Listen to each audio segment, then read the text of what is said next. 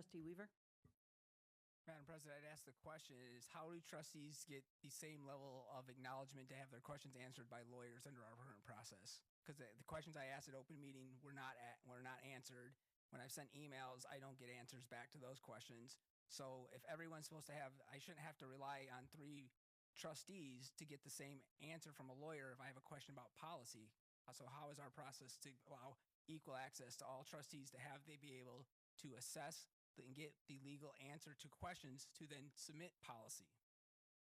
You sat here and you asked our attorney questions, and he provided answers. You may not have liked the answers, but he provided answers to you.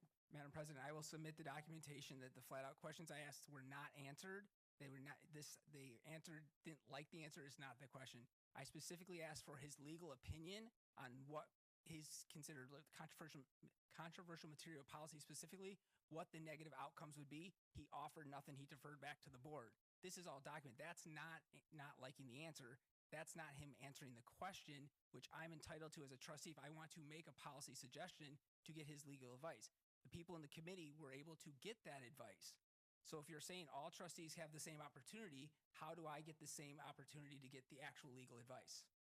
So I guess I'm not sure that I completely understand your question. I think he was saying if you have a majority of the board who is interested in putting in a policy along those lines, then you could work with those board members to come forward with something and we could have that reviewed.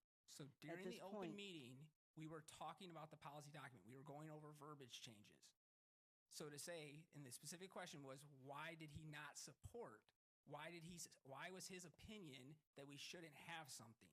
He would not answer those questions.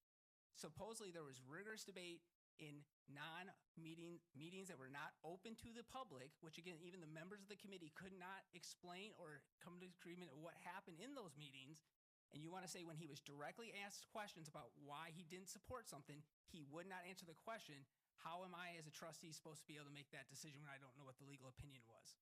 I'm sorry, what decision are you making? Any of them. I asked multiple questions during the meetings about why he supported something, why he didn't support, and what the legal opinion was, in which he would defer to the meetings that happened out of view of the public, which again, there was debate on what actually happened in those meetings. Why couldn't he just answer the questions? Trustee Weaver, I don't have an answer for your question, what you're asking me. He was here, he answered the questions. Again, you may not have liked that answer. There are 4 other people who were not on that committee who had the same access that you did.